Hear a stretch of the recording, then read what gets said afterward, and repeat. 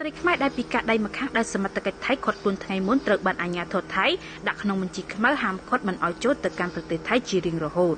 ស្ត្រីខ្មែរដែលពីកាដៃម្ខាងដែលសមត្ថកិច្ចថៃខាត់ខ្លួនរយៈពេល2យប់ដោយចាត់ប្រកាន់ថាចូលទៅកាន់ប្រទេសថៃដោយខុសច្បាប់ត្រូវបានអាជ្ញាធរថៃដាក់ក្នុងបញ្ជីខ្មៅហាមឃាត់មិនឲ្យចូលទៅកាន់ប្រទេសថៃជារៀងរហូតនាពេលអនាគតនេះបើយោងតាមការចុះផ្សាយពីកាសែត The Nation របស់ថៃThe Nation ចុះផ្សាយថាអ្នកស្រីក៏ត្រូវបានដាក់ឈ្មោះចូលក្នុងបញ្ជីខ្មៅរបស់អន្តរប្រវេសន៍ថៃក្នុងនាមជាការគំរាមកំហែងដល់សន្តិសុខជាតិដែលធ្វើឲ្យអ្នកស្រីត្រូវបានហាមឃាត់ជាអចិន្ត្រៃយ៍មិនឲ្យចូលទៅប្រទេសនេះឡើងវិញ